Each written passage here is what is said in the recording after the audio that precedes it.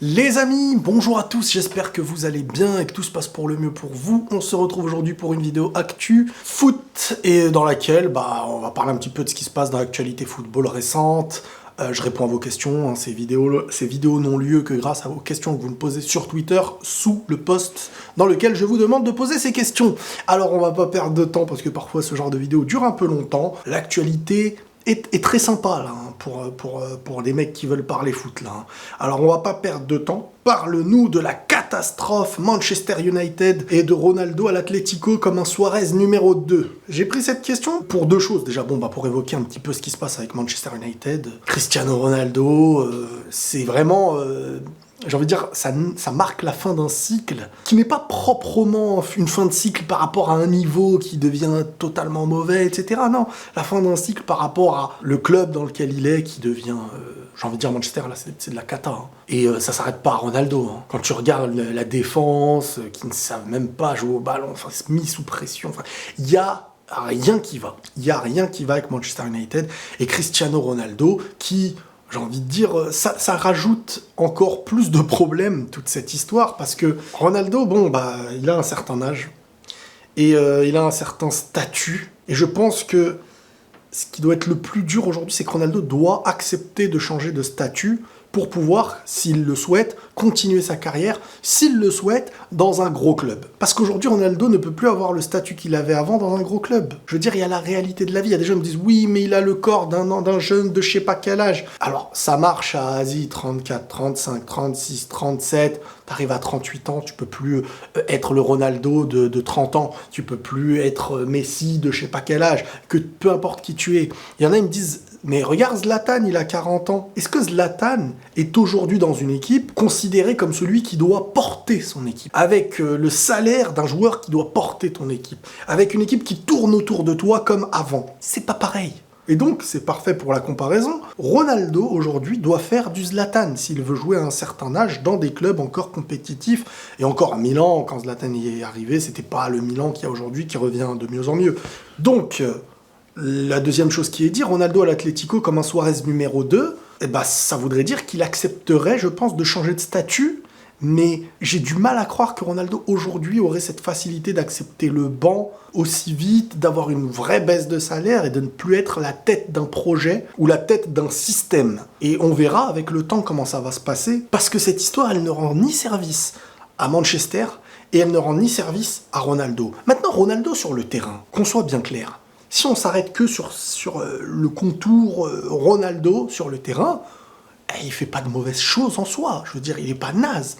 Si tu me mets Ronaldo en pointe du Bayern, il va régaler. On n'en doute pas. Mais acheter le joueur et tout ce que ça implique dans un système de jeu, pour un coach, pour des coéquipiers, et dans le budget que ça demande, c'est tout ça qui peut poser problème. Et c'est normal. Il y a des gens qui me disent « tu dénigres Ronaldo et tout ». Non, non, Ronaldo, c'est l'un des joueurs préférés que j'ai eu sur les dernières années.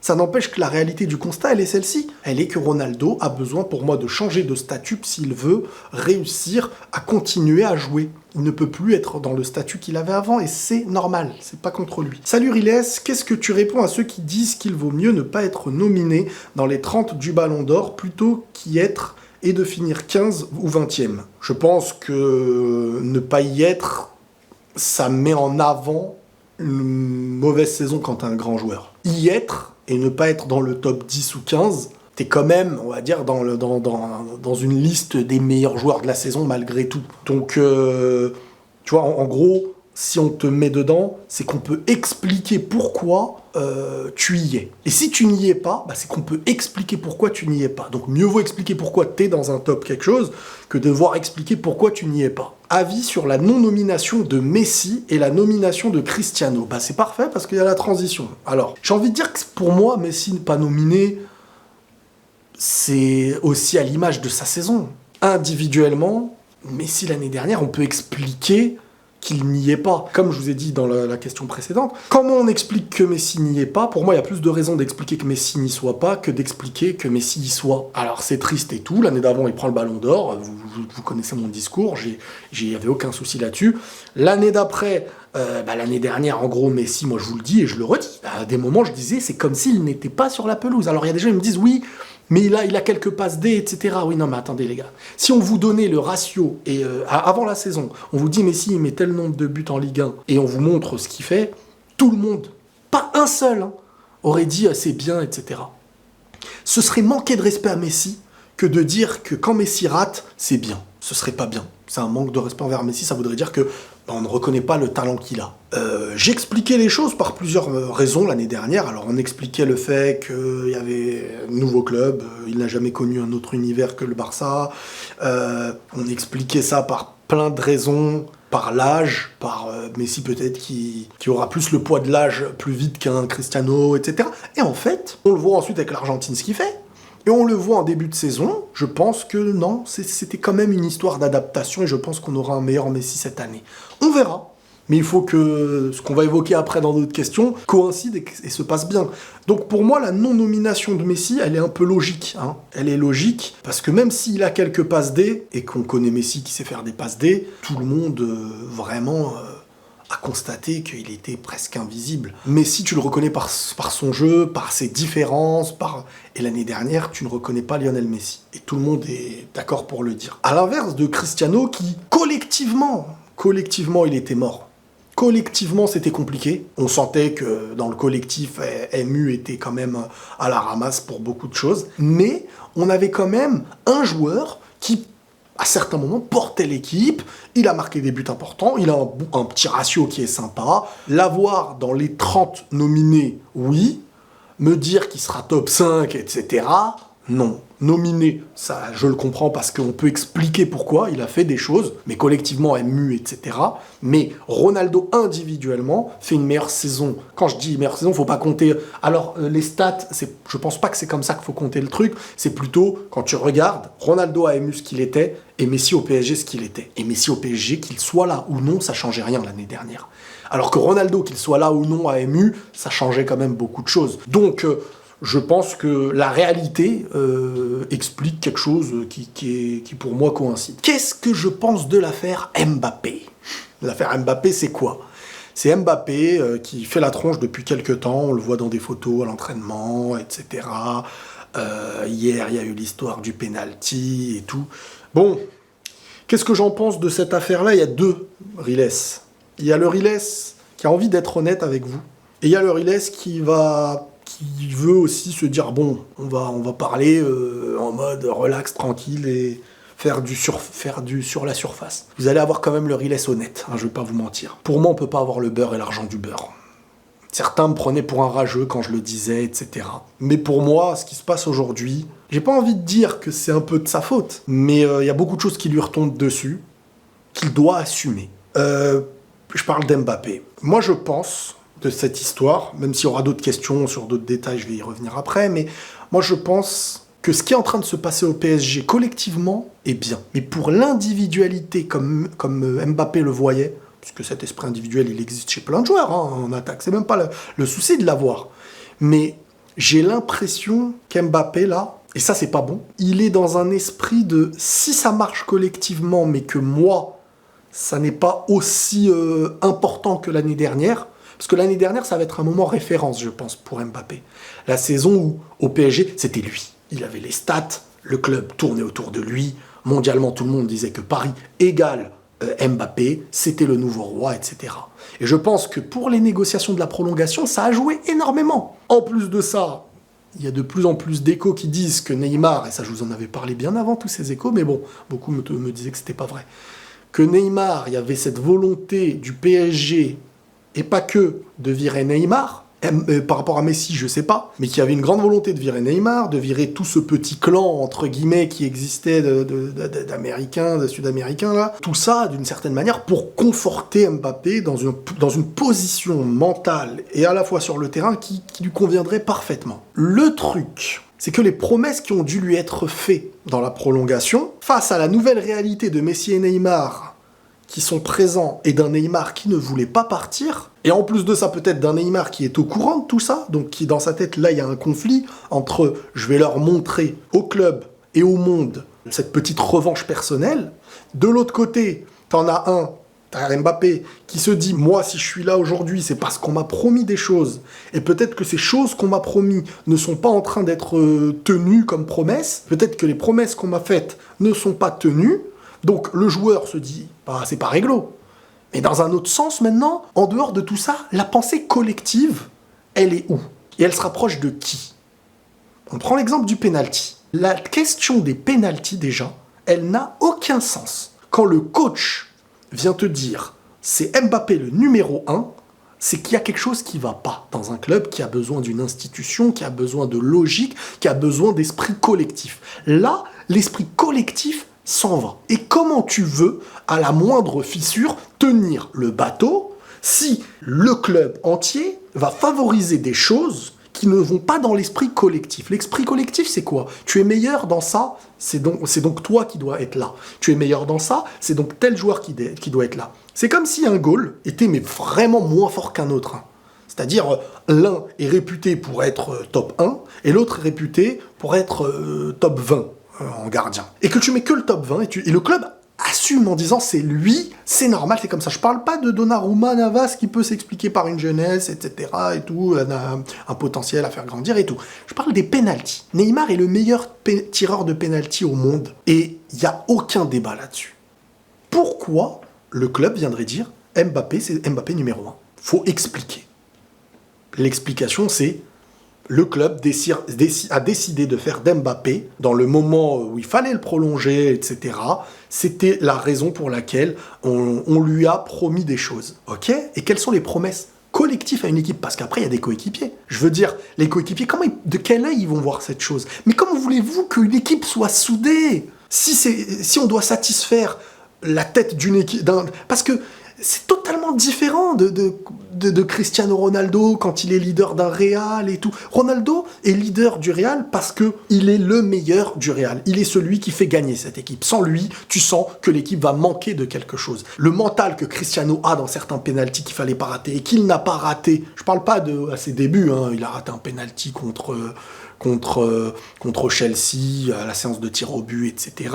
Là, Ronaldo n'était pas au-dessus du club, n'était pas au-dessus des MU, n'était pas... Là, aujourd'hui, Mbappé est au-dessus du PSG. Mbappé, et là, on en voit maintenant ce qui en sort. Parce que c'est bien beau dans des interviews de dire qu'on ne comprend pas les gens et les rumeurs qui disent qu'Mbappé est le nouveau chef, entre guillemets, et que tout tournera autour de lui. Sauf que quand t'as le meilleur tireur de pénalty qui doit tirer, et que tu vois des vidéos où Mbappé lui-même vient dire « Eh oh, la balle !» alors que tu viens de rater le premier, je peux le comprendre, ce délire de vouloir retirer le deuxième, parce que tu te dis « Vas-y, je dois me rattraper ». Si en plus, c'est Neymar qui le prend et qui le met, ça t'humilie 2 fois plus, en mode la facilité à laquelle il marque cette chose-là, les débats que ça va faire derrière, etc. Sauf que Neymar aurait même dû tirer le premier. Et c'était pas normal qu'il ne tire pas le premier. Donc Neymar, comment tu veux expliquer à l'un de tes meilleurs joueurs, je veux dire, il est au PSG, vous l'avez prolongé il y a pas longtemps, donc vouloir s'en débarrasser et tout, c'est une histoire. Mais là, pendant qu'il est là, c'est le meilleur tireur. Donc là, on est en train de dire à Neymar, ok, t'es fort, ok, tu joues bien, ok, t'es le meilleur tireur, mais nous, on veut pas. On n'a pas envie de toi, on veut se débarrasser de toi.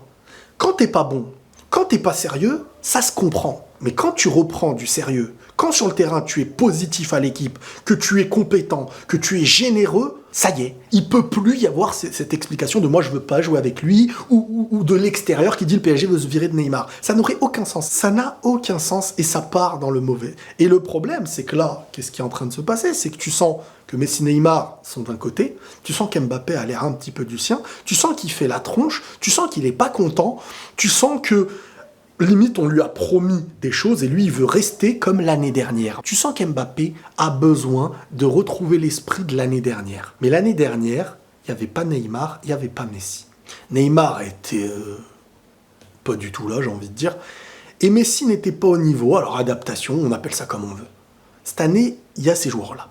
Et si vous êtes ensemble, peut-être que tu n'auras pas les stats individuelles et que tu vas jouer pour eux, eux ils vont jouer pour toi. Mais la part de sacrifice qui devra avoir lieu, si le PSG si le PSG veut réussir, c'est que je pense que Neymar et Messi ont accepté le sacrifice. Il n'y a que Mbappé qui ne l'a pas accepté. Et qu'Mbappé, son sacrifice à faire, ça y est, t'as prolongé, frérot, ça y est. Je veux dire, maintenant, t'as plus le choix, donc soit tu t'adaptes, soit ça sert à rien. Le sacrifice que tu dois faire, c'est de te dire, qu'est-ce que je choisis entre ma réussite individuelle qui sera synonyme d'échec collectif, ou alors peut-être mettre un peu plus de côté ma réussite individuelle, mais qui me fera gonfler. L'extérieur et les connaisseurs, je veux dire Benzema, tout au long de sa carrière, il a su faire jouer. Il a su faire jouer.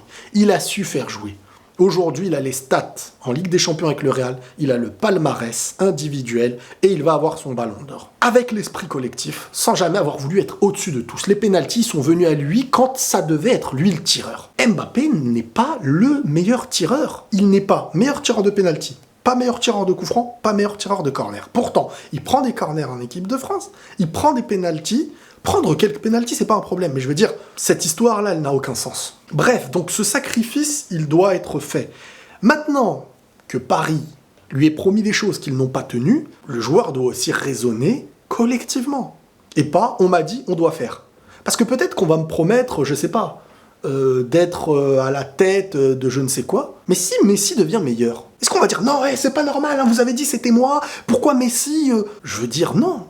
À un moment donné, c'est sur le terrain que les choses se passent. Et quand on veut être le meilleur joueur du monde, on ne doit pas demander aux autres de ne pas être à nos côtés, de ne pas être ceci ou cela. Moi, là, je parle en fonction d'une prolongation. Je pouvais comprendre avant qu'il veuille s'en aller pour un meilleur projet qui coïncide mieux avec son état d'esprit et tout. Mais quand tu re-signes, sans que Neymar soit parti, sans que Messi soit parti et tout, tu te confrontes à ça. Et tu dois faire avec ces joueurs-là. Donc ça, c'est un véritable problème. Un véritable problème, et c'était un peu ce que je voulais vous dire lors des 2 premiers matchs du PSG, dans le sens où un duo qui réussit ne fera pas forcément naître un trio qui réussit, surtout avec 3 égos comme ça, mais surtout que Messi s'est adapté, que Neymar a accepté la part voilà, Neymar, je veux dire, il empiète en rien chez Mbappé. Maintenant, à Mbappé de prouver qu'avec un autre tireur de pénalty, qu'avec des autres tireurs de coups francs, parce que c'est pas dans sa zone, c'est pas sa compétence, que même là, il deviendra leader et peut-être ballon d'or. C'est comme ça que tu gagneras. C'est pas en prenant les pénaltys du meilleur tireur de pénalty que ça y est, tu vas gonfler des stats et tu vas te dire à la fin, voilà, je suis meilleur.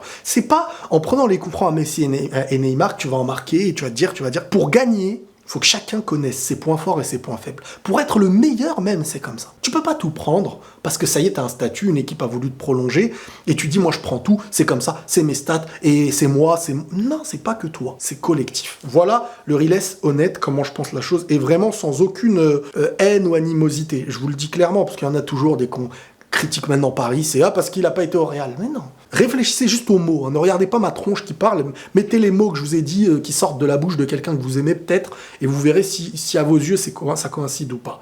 Après, faut pas être ingrat et il faut voir qu'il y a des problèmes partout. Ça touche le PSG qui était tellement prêt à le prolonger qu'ils lui ont promis tout et n'importe quoi. Donc il y a une faille à ce niveau-là.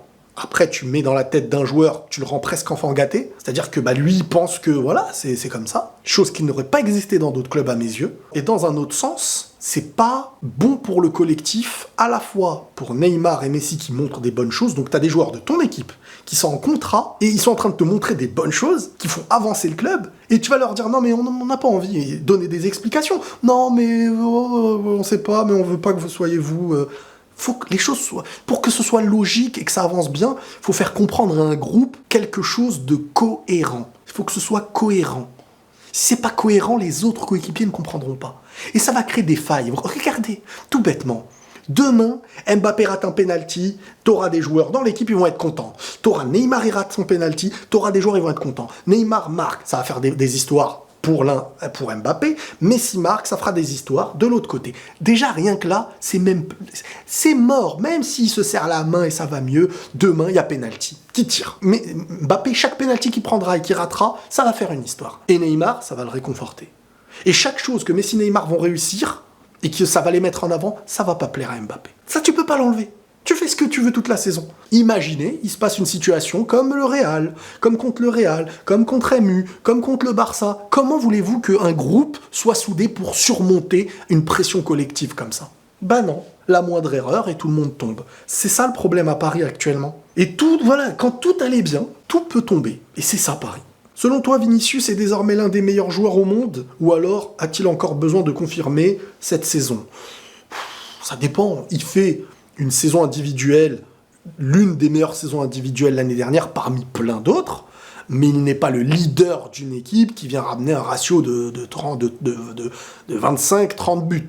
Maintenant, avec Benzema, il grandit, il apporte beaucoup de choses individuelles, il aide Benzema l'aide, il aide l'équipe l'aide, et il grandit. Donc ce qui est fort, c'est que il est au Real Madrid, titulaire, et il fait des différences dans ce club-là, et il devient un futur grand joueur à mes yeux. Il a déjà un nom qui fait de lui un grand joueur, mais il n'est pas encore dans le top 5, etc. Voilà. Ton avis a-t-il changé sur le FC Barcelone après avoir vu le premier match? Non, les premiers matchs, ça veut dans les deux sens. Hein. J'ai vu des premiers matchs du Barça quand Coutinho venait de revenir du Bayern, où tu te dis, waouh, Coutinho, ça y est, va revenir au Barça, ça joue trop bien. Premier match, truc, même pour Troll, j'avais mis, c'est bon, donner le titre au Barça. Ça veut rien dire, hein. Tu peux avoir un début de saison de ouf. Regardez l'Atlético, ils nous ont déjà montré des choses.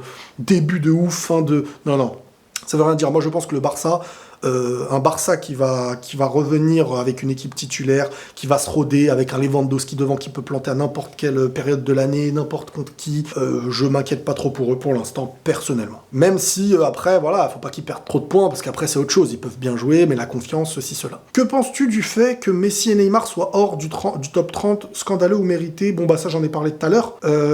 Messi, Neymar, on peut expliquer leur absence. Et on aura plus de mal à expliquer leur présence, en fait.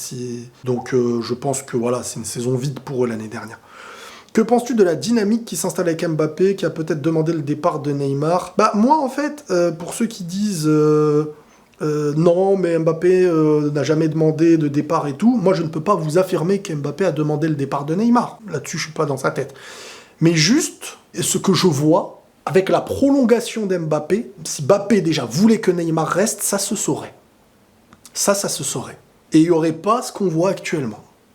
Donc, il n'est pas contre, à mes yeux, un départ. Voilà. C'est comme ça que je le perçois et que je fais ma déduction. Je veux dire, si Mbappé, avec tout ce qu'on a voulu lui demander et lui proposer pour sa prolongation, précisait « je veux que Neymar reste », Neymar, il n'y aurait plus aucune histoire autour de lui. Aucune. Donc, toutes ces histoires qui existent, de clubs qui cherchent à tout prix à le tège, et de l'autre côté, ce qui se passe avec les pénaltys et tout, on sent qu'il y a 2 couronnes. Parce que Messi, honnêtement, j'ai l'impression qu'il va s'adapter. Mais Neymar, Mbappé, il y a 2 couronnes qui n'ont pas l'air de convenir. Mbappé, dans sa tête, j'ai l'impression qu'il se disait que ça allait être comme l'année dernière, solo au PSG, on parle que de lui devant, quoi. Et le reste, ça joue autour de lui.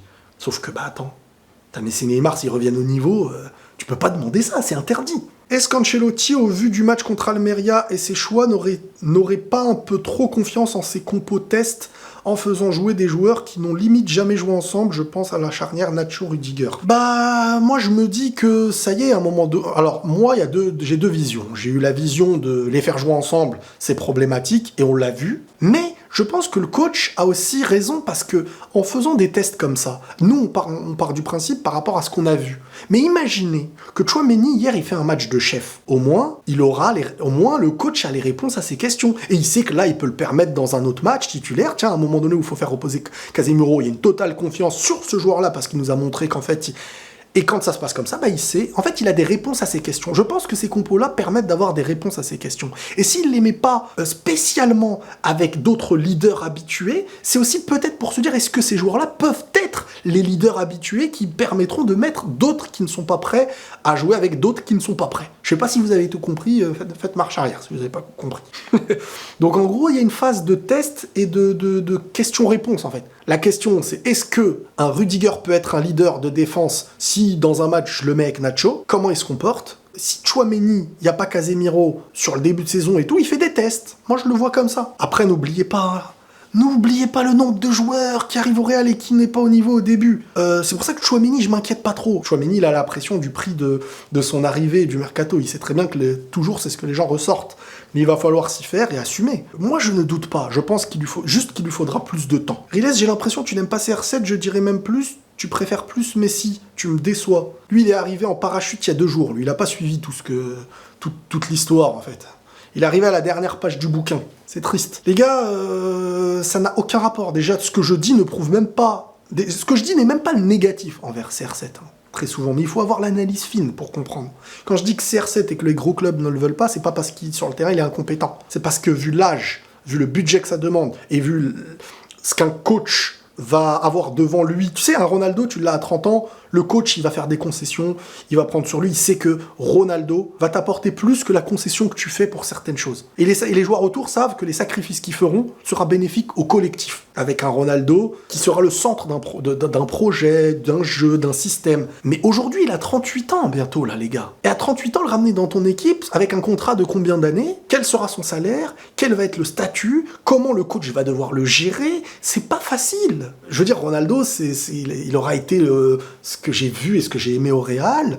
Je veux dire, maintenant, je suis désolé, quand je descendais Messi, on me disait, ah, c'est le pro Ronaldo qui parle, et quand je dis Ronaldo, on me dit, ah, bah, tu préfères Messi. Je veux dire, mais je veux dire, ça n'a aucun sens ce que vous dites. Franchement, les gars, vous êtes fatigants des fois. Penses-tu que si Neymar continue sur cette lancée, il pourrait potentiellement gagner le Ballon d'Or? Bah, ça dépend, c'est pas qu'une histoire de continuer sur la lancée. Si cette lancée lui permet de gagner la Coupe du Monde, oui. Si cette lancée fait qu'il est éliminé en 8e, malgré les bonnes compétences, qu'il est éliminé en 8e, et qu'il est éliminé en 8e de Coupe du Monde, bah non. Même s'il joue bien. Il sera peut-être dans les 30 ballons d'or, parce que ça s'expliquerait par ses compétences, mais il n'aurait pas le ballon d'or. Donc il faut qu'il gagne, pour moi, pour moi c'est la Coupe du Monde. Même avant la Ligue des Champions. Parce que Ligue des Champions, je pense que d'autres à côté auront des choses, des stats et tout, et les points, ils vont se répartir avec Messi, avec Mbappé. Alors que s'il gagne la Coupe du Monde, on sait très bien que c'est Neymar, le Brésil. Ils vont pas donner le ballon d'or à Casemiro ou Vinicius, quoi. Donc pour moi, il faut qu'il gagne la Coupe du Monde, Neymar, s'il veut un ballon d'or. Voilà les amis, par rapport à cette vidéo, j'espère que ça vous aura plu. Prenez tous soin de vous, et la paix sur vous.